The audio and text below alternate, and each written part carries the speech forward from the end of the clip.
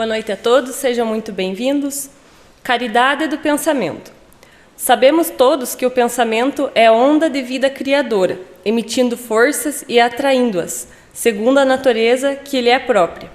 Fácil entender, à vista disso, que nos movemos todos num oceano de energia mental.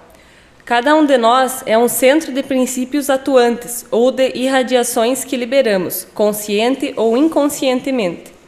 Sem dúvida, a palavra é o veículo natural que nos exprime as ideias e as intenções que nos caracterizem. Mas o pensamento em si, conquanto a força mental seja neutra, qual ocorre a eletricidade, é um instrumento genuíno das vibrações benéficas ou negativas que lançamos de nós, sem a apreciação imediata dos outros. Meditemos nisso. Afastemos do campo íntimo qualquer expressão de ressentimento, mágoa, queixa ou ciúme, modalidades do ódio, sempre suscetível de carrear a destruição. Se tem fé em Deus, já sabes que o amor é a presença da luz que dissolve as trevas. Cultivemos a caridade do pensamento. Dá o que possas, em auxílio aos outros. No entanto, envolve de simpatia e compreensão tudo aquilo que dês.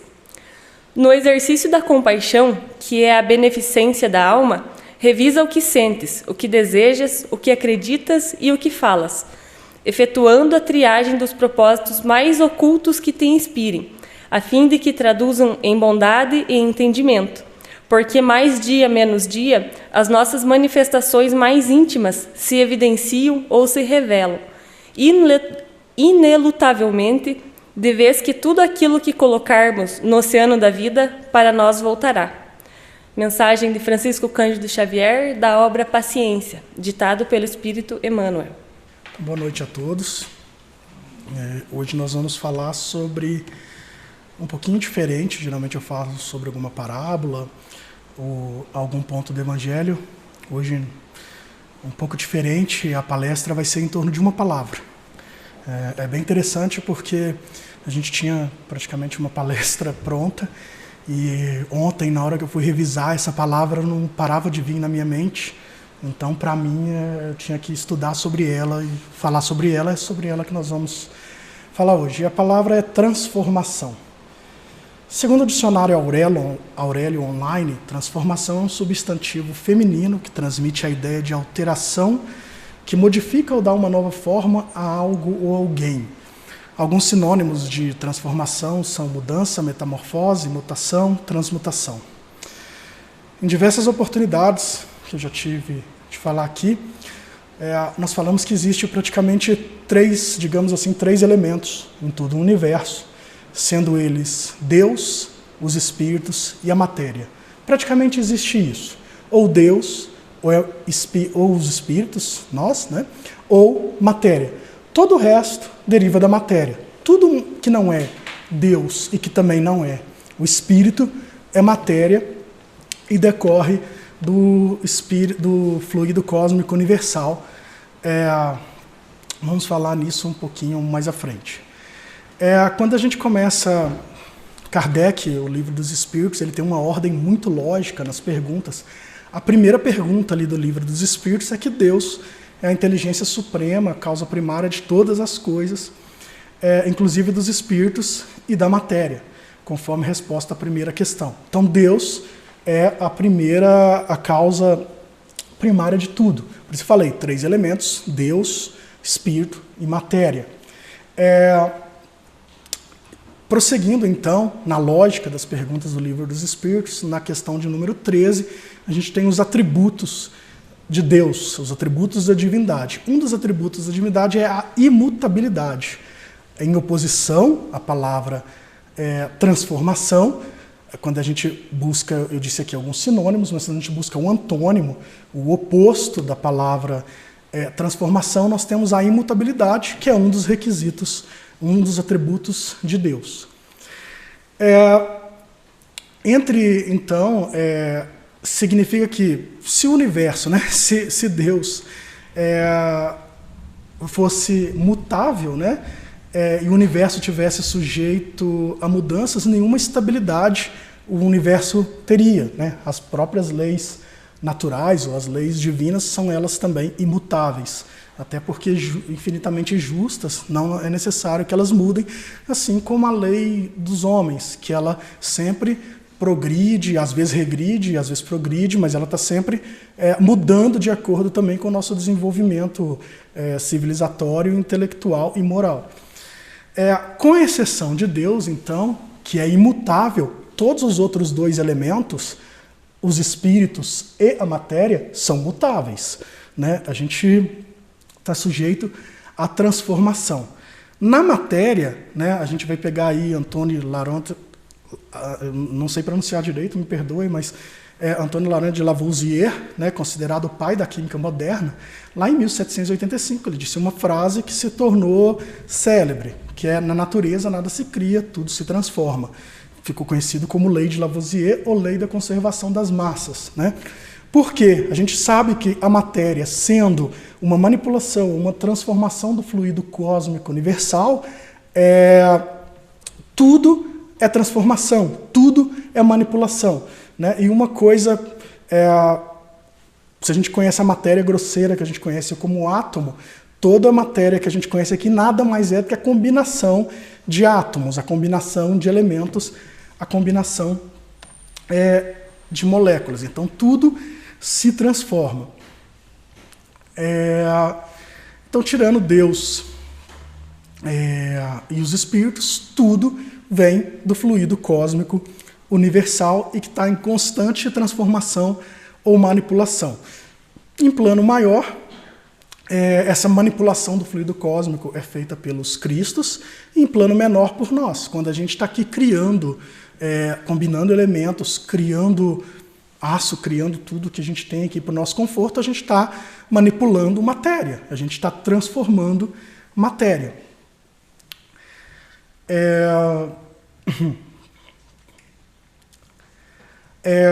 Também tivemos a oportunidade de falar também que as leis divinas, as leis naturais são as mesmas das leis morais, as leis que regem o nosso viver, né? Tanto que se a gente extrair a essência do Evangelho, quando a gente extrai, por exemplo, o Xing ou religiões budistas que prezam muito pela natureza, a gente vai ver que a essência é a mesma. A gente consegue extrair dali as mesmas leis morais da vida. A atração entre dois átomos é a mesma atração entre duas pessoas, é o amor, né? A gente sabe, então, que as leis são as mesmas. Se é da natureza da matéria se transformar, também é da natureza do espírito se transformar, né? A gente não estaria fora dessa lei, dessa transformação imperiosa que devemos passar. A resposta, então, se a gente busca lá no Livro dos Espíritos, ou no próprio Evangelho segundo o Espiritismo, a palavra transformação, são inúmeras vezes que aparece essa palavra, dada a sua importância que ela tem. Eu pensei aqui, para mim, uma das respostas que traz essa questão da transformação que a gente deve viver como uma lei que impera a nossa vivência quanto espíritos, dá a resposta à questão número 607A, em que bastante elucidativa quanto à nossa transformação evolutiva, né? Lá vai constar que a gente foi criado por Deus desde mônadas, e mônadas é um nome que se dá quando se criou a Terra, né? O Cristo criou a Terra, obedecendo aí a vontade divina, veio para cá o germe de vida, conhecido como mônadas, que depois vai se transformar e se desenvolver em princípio inteligente, que também vai se transformar e desenvolver num espírito racional. Isso não sou eu que estou dizendo, o Livro dos Espíritos, são os espíritos que trazem isso, e aí eu vou ler aqui, porque é pequenininho a resposta dos espíritos, né? Já não dissemos que tudo em a natureza se encadeia e tende para a unidade. Nesses seres, cuja totalidade estáis longe de conhecer, é que o princípio inteligente se elabora, se individualiza pouco a pouco e se ensaia para a vida, conforme acabamos de dizer. É, de certo modo, um trabalho preparatório, como o da germinação, por efeito do qual o princípio inteligente sofre uma transformação e se torna espírito. Entra, então, no período da humanização, começando a ter consciência do seu futuro, capacidade de distinguir o bem e o mal e a responsabilidade dos seus atos. Assim, a fase da infância se segue à da adolescência, vindo depois a da juventude e a da madureza. Então, o espírito também evolui, como tudo evolui. A gente também já falou aqui que os planetas também, as moradas do Pai, as diversas moradas, elas se evoluem, os planetas vão evoluindo, né? A gente fala bastante que vivemos um período de transição, que também nada mais é que a transformação do mundo em que vivemos. Então, transformação é uma palavra de ordem e que aparece bastante. A gente fala que a nossa jornada ela é evolutiva, né? É um caminho de transformação, porque a gente foi criado simples e ignorante e a gente tende a evoluir cada vez mais e se tornar espíritos cada vez mais iluminados, cada vez melhores. Isso nada mais é do que uma transformação do nosso caminho, da nossa intelectualidade, da nossa moralidade também. Então, muitas vezes, para nos transformar, evoluir, dar um passo adiante, é necessário que algo ocorra, que algo nos impulsione. E nem sempre essa força propulsora, que vai fazer com que a gente se movimente, ela vai ocorrer de forma simples ou de forma prazerosa. E agora, fiz uma introdução um pouco rápida, que a gente vai entrar num aspecto mais prático, mais de vivência do nosso dia a dia, quanto à questão da transformação. É lógico que podemos evoluir sem necessariamente passar por determinadas, digamos assim, situações impulsionadoras, né? A gente sempre diz que a gente colhe o que a gente semeia e a gente pode evoluir como uma força que vem de dentro. Mas a gente está encarnado aqui na Terra, um orbe de provas e expiações, e frequentemente a gente não regride como espírito, a gente sabe disso, mas a gente frequentemente estaciona. E a gente, para sair dessa zona de conforto, para sair da reiteração dos mesmos erros, a gente precisa de situações que nos chacoalhem, que nos fazem mudar, né? Que nos fazem transformar e talvez utilizar uma expressão bem mais moderna e jovial aí, se reinventar, né? Às vezes eu vejo os jovens falando, vamos se reinventar. A gente precisa de algo que faça com que a gente se reinvente. Então, muitas vezes, e aí fazer uma ressalva, que no mundo de provas e expiações, talvez uma das formas que a justiça divina usa mais para a gente se reinventar, se transformar, é a dor.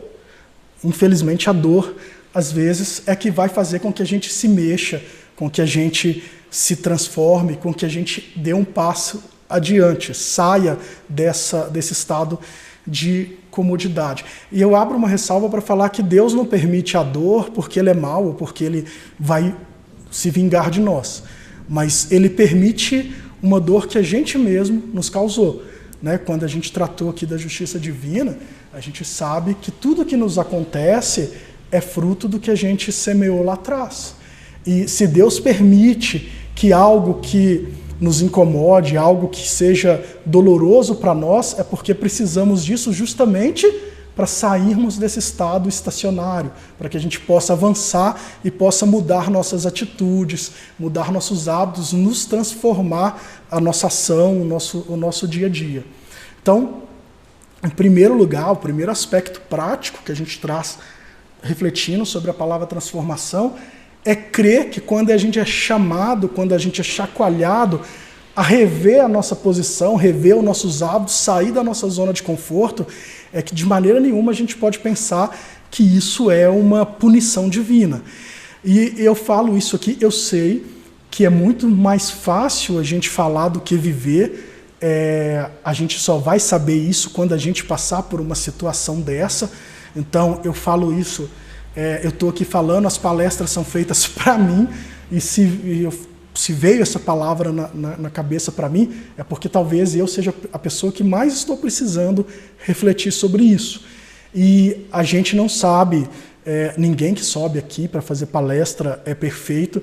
Não posso dizer, já passei por situações difíceis na minha vida, mas muitas situações dolorosas eu não sei como eu vou reagir quando, por acaso, eu tiver a oportunidade de passar. Né? Isso não tira nenhum mérito da reflexão, mas o importante da gente se instruir, estudar o Evangelho, é que pelo menos preparo a gente vai ter para quando a gente for chamado a viver uma situação dessa.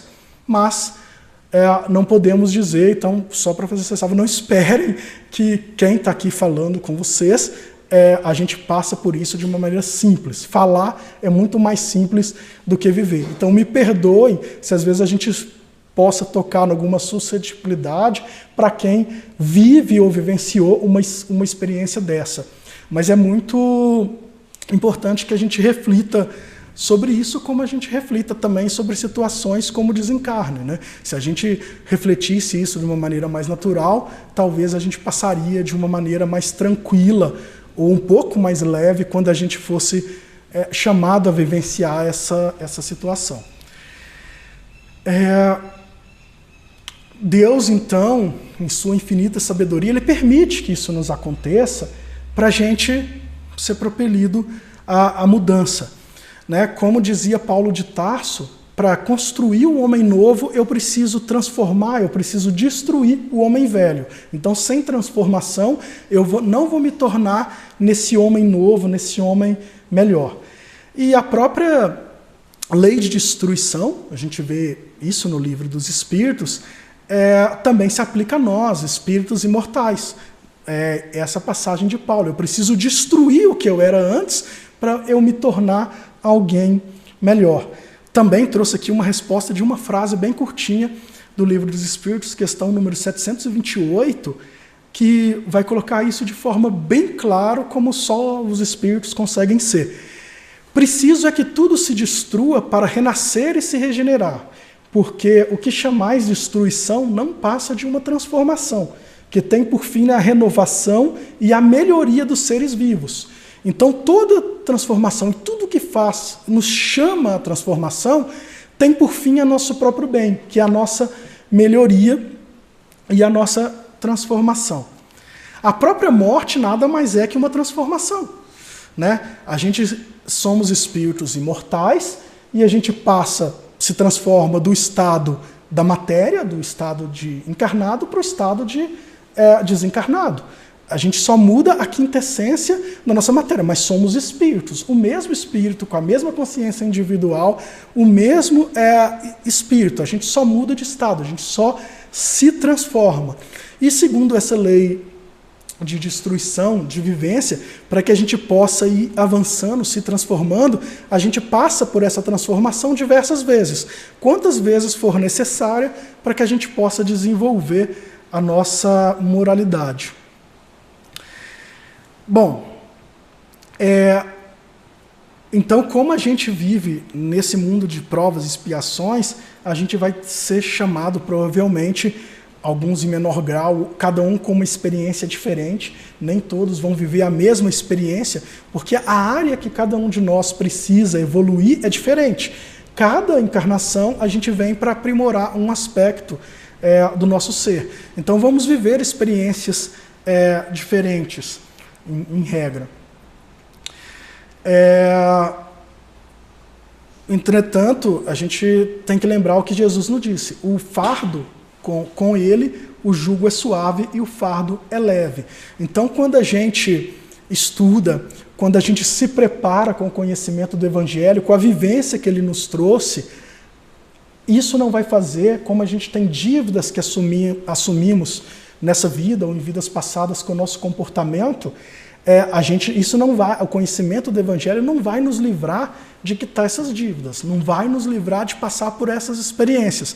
Mas se a gente tem o conhecimento do Evangelho, se a gente tem esse estudo, esse preparo, a gente passa por eles de maneira muito mais simples e muito mais leve, como nos disse Jesus. E o primeiro deles é não se rebelando contra Deus, não se rebelando contra Ele pela experiência dolorosa que estamos passando, porque isso é que nos vai fazer crescer. E mesmo quando a gente está passando, A gente pode ver o segundo passo, então, que seria o primeiro, não se rebelar contra Deus. O segundo é a gente enxergar nesses momentos, nessas dificuldades, uma possibilidade de transformação. É a gente possibilitar que, às vezes, a gente tem que evoluir a partir daí. O que a gente pode aprender com essa vivência, né? O que a gente pode extrair dela? Sempre algo a gente vai extrair da vivência, nem que seja resiliência, força, fé e saber que tudo é passageiro, né? Como a leitura que a Carla fez aqui, tudo é passageiro. As dores passam, tudo passa. Isso é uma lição para nós, ainda que seja a lição de humildade, a lição de resignação, de submissão a Deus. Quando eu comecei a estudar a Bíblia, um livro da Bíblia, do Velho Testamento, que me entregava muito era o Levítico. Porque o Levítico não tem nada lá a não ser proibições. Não coma isso, não coma aquilo, não faça não ande com determinados animais. E a gente para estudar. Mas por quê? Por que tanta proibição? Muitas delas sem qualquer, se a gente pegar a luz da ciência hoje, sem qualquer razoabilidade. A função ali era quase que estritamente, num período em que a gente estava numa infância espiritual, intelectual também, era nos ensinar humildade e obediência. Né? Hoje a gente sabe, a gente come, mesmo nós cristãos comemos muitas coisas que está proibido ali. Mas por que naquela época foi necessário? Apenas para nos ensinar obediência e nos ensinar humildade. Né? Então, às vezes, a lição que nós vamos aprender é a humildade, de submeter à vontade de Deus. É a humildade de, dessa forma, estar quitando os débitos que contraímos no passado. Sempre uma lição vai ter do que Deus nos permite viver. Né? Nada vem ao acaso ou sem uma explicação. Por se tratar de uma lei divina, então, já disse, muitas vezes a transformação vem de dentro para fora, sem causa aparente. Né? Uma sensação de angústia que a gente tem, um desconforto inusitado, pode ser indicadores de um desejo profundo da nossa alma de realizar algo mais. Então, às vezes, não é preciso a gente passar por uma situação para a gente mudar e fazer alguma coisa. Às vezes, isso vem de dentro para fora. Tanto que isso é inerente à nossa natureza. Por outro lado, esse convite às vezes vem de causas externas. Eu vou trazer alguns exemplos, já estou chegando ao final, mas eu achei interessante trazer alguns exemplos, não são exemplos meus, são exemplos dados pelo André Trigueiro, ele é um jornalista famoso da Globo e um expositor espírita também, gosto muito das palestras e dos livros dele. Então ele traz aqui algumas lições. Né? Alguns exemplos, por exemplo, que ele dá o primeiro: desemprego, perda da saúde, perda de um ente querido, uma desilusão amorosa. Tudo são situações desconfortáveis e difíceis que a gente pode, através dela, aprender e se reinventar. Só voltar aqui, eu perdi. Por exemplo, a perda de um emprego pode ser um ensejo para se reinventar profissionalmente. Né? Isso ele coloca, mas eu também conheço muitas pessoas que eram felizes no emprego, viviam em tremenda angústia e com a situação da perda de emprego se reinventaram. Às vezes ainda que na informalidade, mas arranjaram uma vocação genuína que possibilitou desenvolver criativamente suas potencialidades e garantir o sustento de forma prazerosa. E aí não mais passou a trabalhar vendo o trabalho como um fardo, como uma coisa desagradável, e desenvolveu todos os dons que Deus lhe deu. E foi preciso uma situação de dificuldade, uma situação constrangedora, para a pessoa se chacoalhar.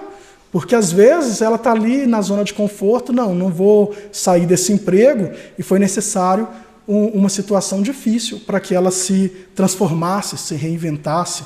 Né? A desilusão amorosa também pode propiciar uma saudável reflexão.